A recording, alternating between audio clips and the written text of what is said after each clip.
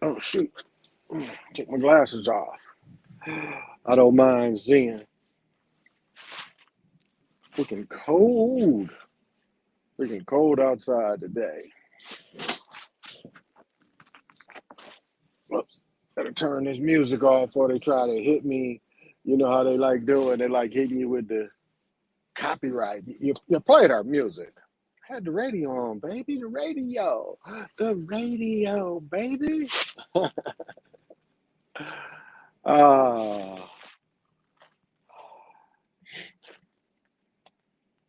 just another day of being productive. Another day of, like right now, I'm helping my daughter.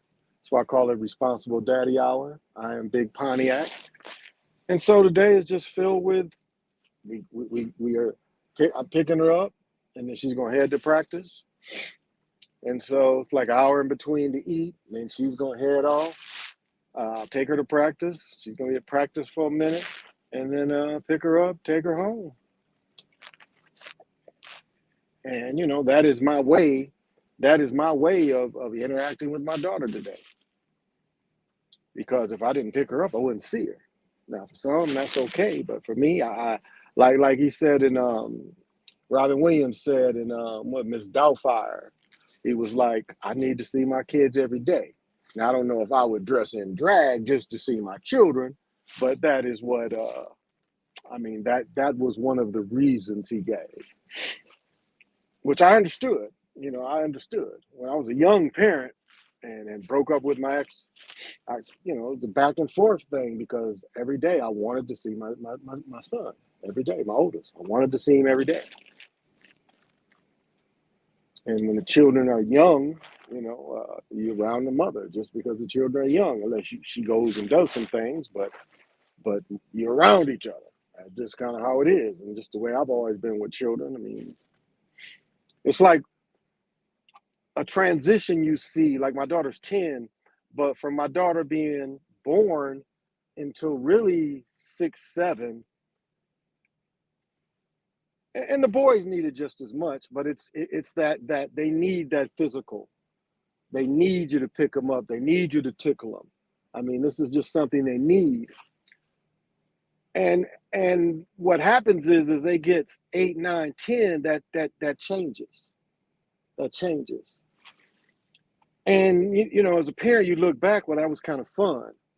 I mean, my daughter would like, I would just be holding her like this, and I had just throwing her around, and I had names for things that when I would throw her around, hold her, pick her up, and move her around, and she had names. You know, I just like been silly and created names for this, and then slowly, it's like they don't really need that anymore.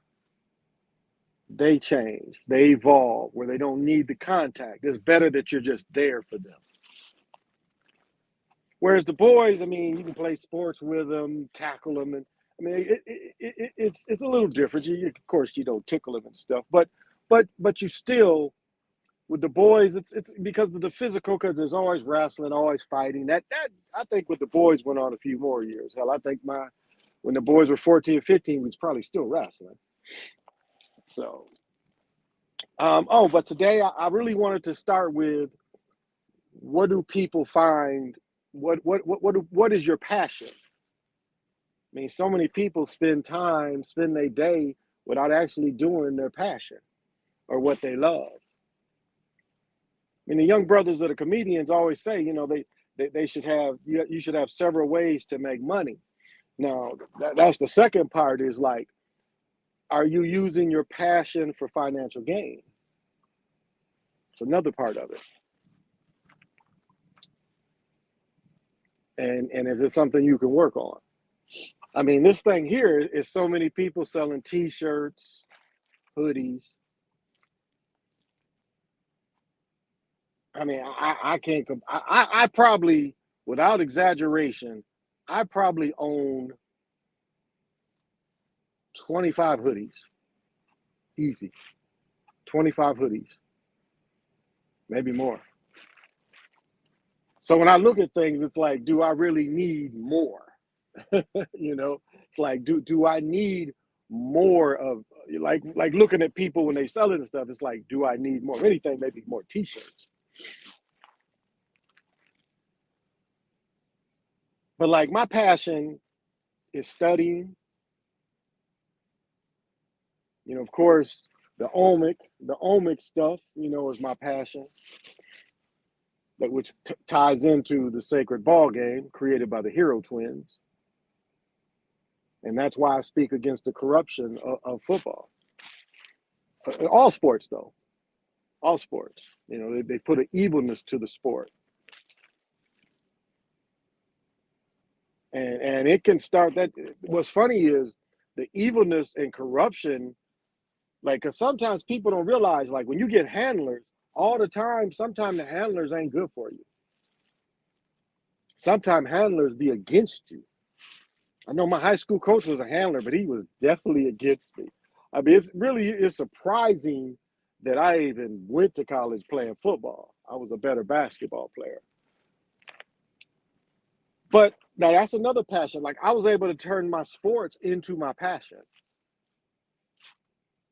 because in '85 I started coaching high school football. I coached freshman football,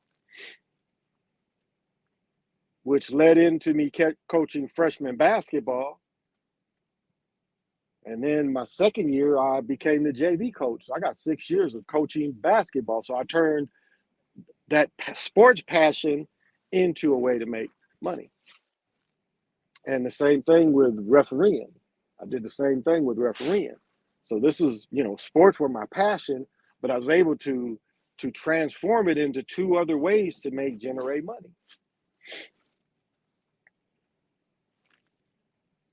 And did, you know, coach for 6 years. I coached college 1 year, but I ref for 25 years.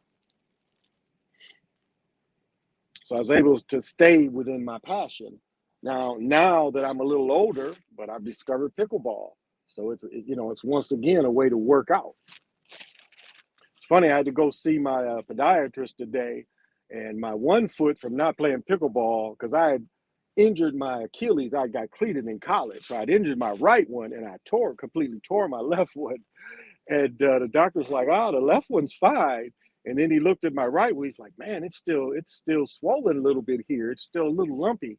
He said, "I think you need therapy." And I'm like, "Oh, okay." Somebody massaging my foot, that is okay with me. So that's what I had to do early this morning. And like the doctor is 45 minutes away. So the service that picked me up to take me was late. You know how they saying brothers be late and stuff. And so I got there late, but I called them and it was cool. It was cool.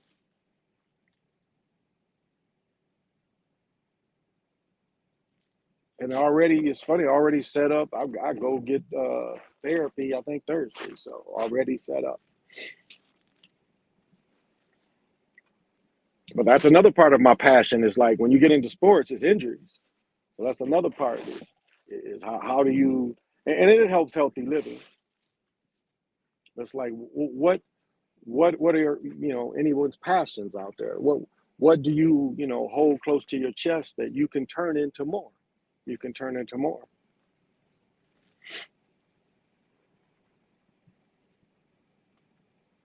And I guess this for some people is, I guess that's what this is for some people. This becomes their passion and they try to take it into a different source.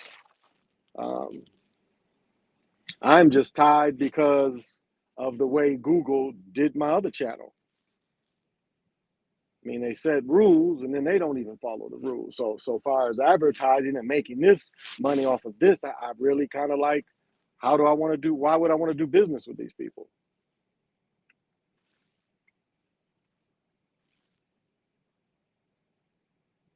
I'll use the format. And there are others that, don't. Quantum of Science, he doesn't. He's got, what, 80, 90,000 followers. He doesn't use it. Logan, what's his name? LBL, Brian Logan, whatever his name is. He has hundreds of thousands. And you don't see commercials on his stuff. So he decided not to go to work or not to work with Google. I mean, it's better to get Cash App than it is to get the super chat, because they don't get none of the cash app. They only get part of the super chat. so so if you get rid of the super, if you don't go with the super chat, they don't touch that. So like now, my son's passion is video games. I mean, that's what he does all day, all night. But he is getting in shape. We always kind of stay a little bit in shape anyway. He's on a big diet. It's kind of funny. Eating a lot of rice. I don't mind rice, but I like rice with soy sauce.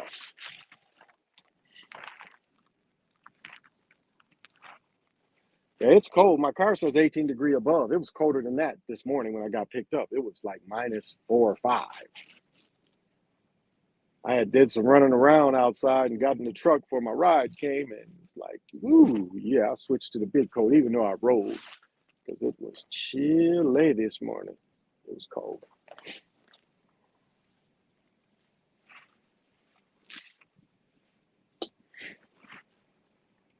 And I guess, in some ways, having 8 children, being a parent is part of my passion.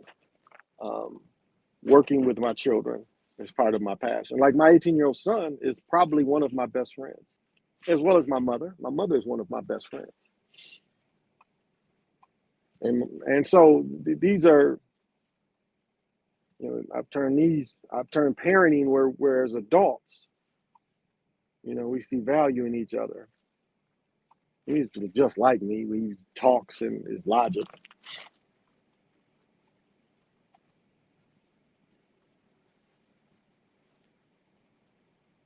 And I would just say with the parenting, as I was saying earlier, it changes. And like empty nesters that put so much into their children, they feel it, and it's just, it evolves. That's all. It's just, it's funny. It seems like when they're little, they stay little forever. Like I'd say my 26-year-old seemed like he was 5 forever, and then one day he's 14. I mean, it almost feels like it goes by that fast. But there are people like now, Bitcoin, what was a couple of weeks ago that back down to 36, and now Bitcoin is up to 44,000. So Ethereum's about the same. Ford took a big hit, and now they're talking about closing some Ford plants. Ford was up to 23, 24. I bought in Ford when it was $5. And it was doing, now it went from like 20, 24 down to 18. But I mean, could, like when Bitcoin slid, know that commercial where the dude is like, one moment he says I'm a millionaire, and he's like, no, I'm not a millionaire. And it's like, can you take those hits? I mean, Bitcoin went to what, 60, something like that, in the 50s at one time. Will it be able to turn again into that? And that's some people's passion too. Stocks, it's another way of passion. When you do stocks, you can do it's such a big such a variety of ways that you can turn that passion into a livelihood and do another job. That's the thing about it, and do another job. There are people that art. I have a cool brother that's I think he lives in Columbus, Ohio. Big Ohio State fan, but he makes beautiful. He copies pictures, but it's just like beautiful. And that is one way to make your passion into a business. Because when it's a passion, it doesn't seem like you work as hard.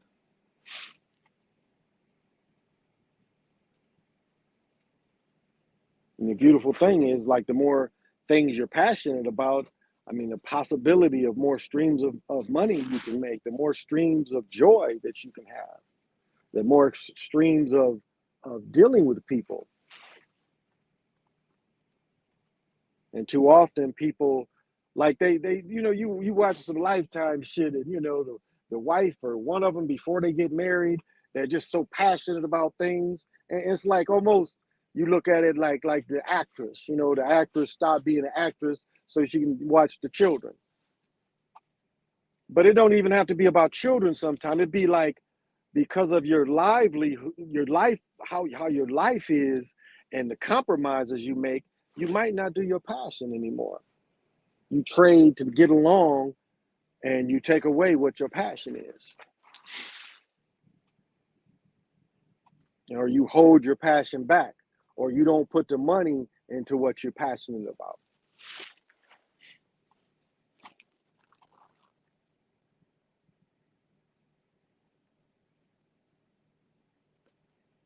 And this is compromises people do for family, for love.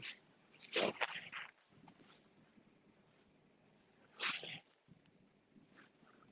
and that was just on my mind today. Just wanted to convey that to people. I wanted people to think about that. That we live in a age now where your passion should should also be a way for you to make money. Because artistic people find a way to find things that people like. This is where wearing mask outside help because the mask keep that hawk off your face. They definitely keep that off your face. And it's nippy out there. I couldn't see what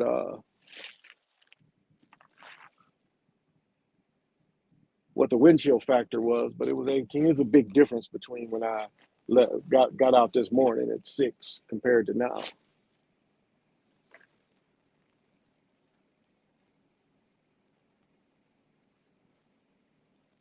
And the young boy,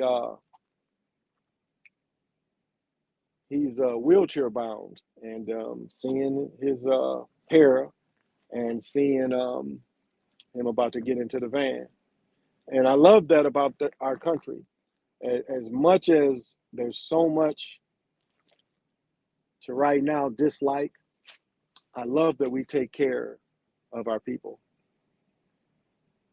That somewhere in this government, even though some things are so corrupt, we see something like this that's pure. And they try to involve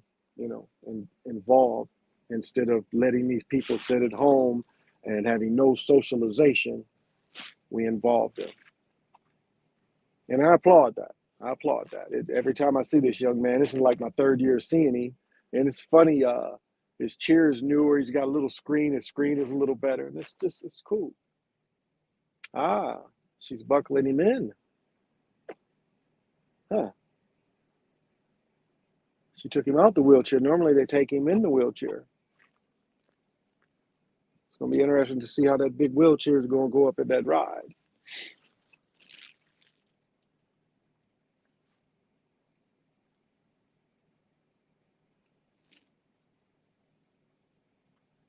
And this, just streaming. It's sometimes not an easy thing. I know I went through burnout, like right around Christmas, before Christmas. I went through burnout because I was doing shows every midnight, and it really is. It can be taxing on you. I mean, especially I was doing it from like 12 to 3 in the morning. Going to bed 4 or 5 in the morning, sleeping all day, and preparing, and then having things to talk about, being able to articulate and try to have something that's a little interesting to people. So I like doing these little short outtakes, these little short takes. Takes a little less.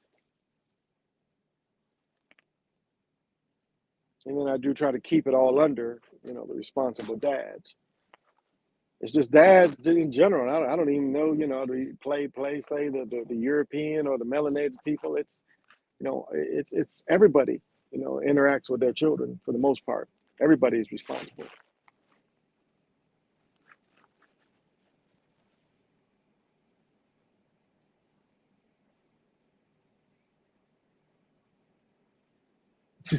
It's kind of funny. She took her hair out and put her hair back in. Now let me see what she's gonna do with this wheelchair.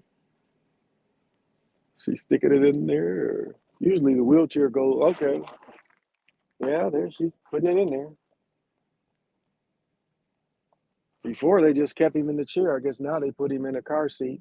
And he's probably at least in third or fourth grade. I've been seeing him for 3 years, so. But I love that about our country. You look back at Russia and how they and other countries would treat handicapped people. Like now, one of the biggest crises is mentally ill people. And you look at all these tent people living in these tent cities and being homeless. And it's almost the saddest thing is like if you look at veterans and you look at homeless veterans, how is that possible? How is it possible for a person, whatever they did, they served, they worked for the Department of Defense. How is it possible that these people are left and so often these people are homeless? Drug addiction or not, it doesn't really matter. It's like, how is that possible? And it's not always just, it's sometimes some of these cats, spent time. So it's not like the 2 or 3 year dude, but some of these people 8, 9 years, and then they still end up homeless. How is that? I read an article. Matter of fact, it was somebody that did a paper, and they say that they were saying basically the homeless people had just given up. And it's like I compare like sometimes the homelessness and how crack people used to be. How they used to go after it. Ain't necessary evil. How you look at a crackhead, that mug is out trying to make some money. Addicts is out there, messing to see where they can make some money.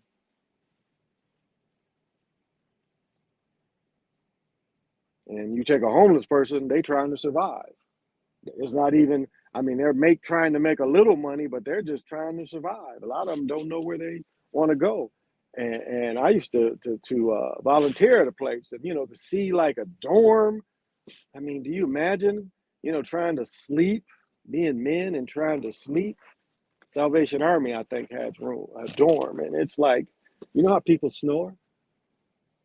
I refed and I remember I roomed with a dude. He didn't tell me. He didn't bring his machine, but this dude damn near yelled. His snores were so loud, it was like a person yelling. Oh, I mean, no, it was loud as that. And didn't get any sleep. So the next time, because one night he slept in the car, and I'm like, then the next time he slept in the room, he kept me up all night. And then the next time he had his machine.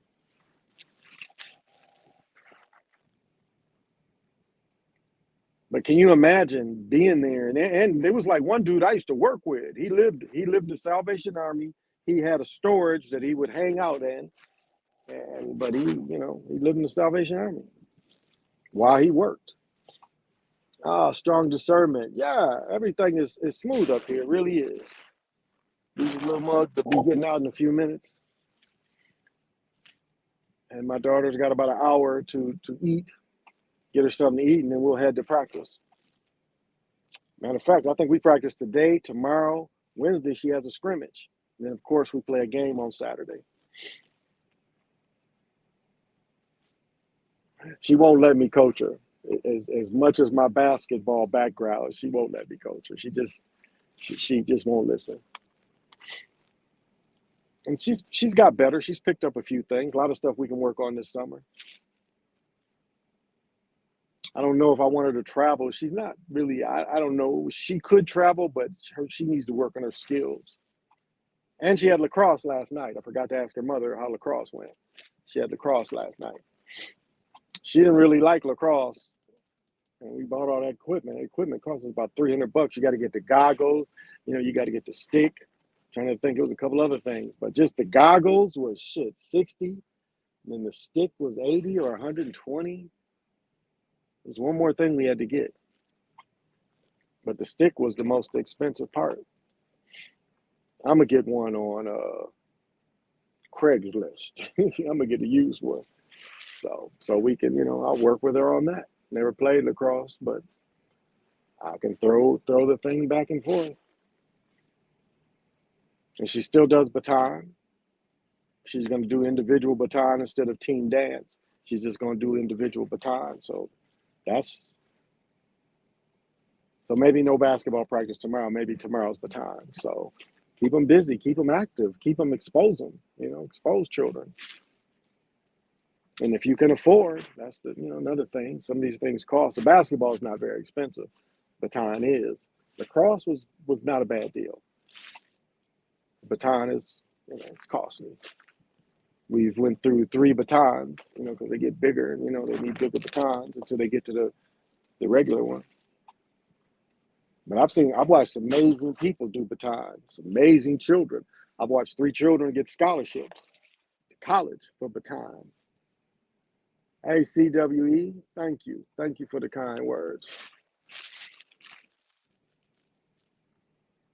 So there's a lot of avenues, a lot of opportunities for children, and it's what you can afford and what they love. And that goes back into passion. That's kind of my subject today. That goes back into it. I've looked at taking my boys to practice the same way when my father used to take me. I look at it the same way. From the time I was in 7th grade, I started driving. Of course, 11th, 12th, you start driving. But yeah, up to that point, get out of practice. There's Pop sitting there. Game's over. There's the family. And it's funny, I would have big games in high school, and they would wait around to see me. It's like I would drive to the game, drive to the high school, play the game, and if I made a big play at the end or something, they would wait around to talk to me, like if it was a school party or something. They'd catch me. They want to hug me and stuff. It was just kind of a funny thing that they would want to see me after the game, even though we didn't drive. They would tell him to come out of the locker room. And you're like, you did it.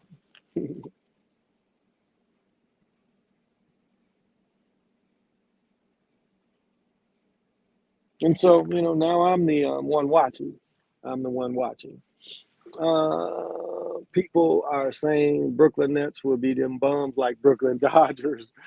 It's funny, yeah. I'll tell you who's surging is the Timberwolves. The Timberwolves is fighting in there. And they'll probably get knocked out the first round, but they're fighting to get in. Timberwolves have been playing good. They're talking about Ben Simmons for what's his name is playing for the beard. They was like Ben Simmons for the beard, but they wanted more. But the Nets tied up too much money getting the beard in there. So they're, Ben Simmons forget Ben Simmons. I mean, right now, no one wants to touch him. He's stuck. I mean, they see the kind of effort. I mean, and you can see his practice effort is not there. So they turn their back on Ben Simmons, but he's getting paid. As long as he practices and shit, he's getting paid. It's like Kyrie was still going to make $17 million if he didn't play. Now he's playing half the games. He's going to make about $20 million. But the biggest waste is Russell Westbrook. I mean, I ain't pocket watching, but damn. How you paying him all that money? Not trading Harden now. Nets now. Yeah, that's what I was saying. I mean, they got too much tied up into Harden. There's no way that they can trade him. I mean, it's just too much. What they put into trade is just they're not gonna get back. But I don't know how much Houston is still paying Westbrook's contract. They're still paying some of it, and how much the Lakers are on track. But $40 million for his performance just makes no sense. But them to get him, for the Lakers to get him, Zera, whatever his name is, these old dudes, made no sense. It just made no sense. Why get older? Carmelo, I didn't mind that move. Carmelo can catch and shoot. But Westbrook made no sense. With a ball dominant point forward like LeBron, Westbrook made no sense at all to pick him up. Simmons isn't getting paid none of the contract. He isn't getting paid none of the contract. That would be against the union. If he practices, he gets paid. I would say he's getting something. They are paying him something because the CBA came in at the middle before they started playing. But maybe not. Maybe not. Maybe not. That could be. That could be. Um, Ritual failed Lakers superstar said before the season. Yeah, that made no sense though. That it just didn't make sense to get older like that. Of all the pieces, you get older. A zero didn't make any sense at all. He's been, you know. Oh, here they go. He's been done. Well, here they go. You know, till we meet again, say less.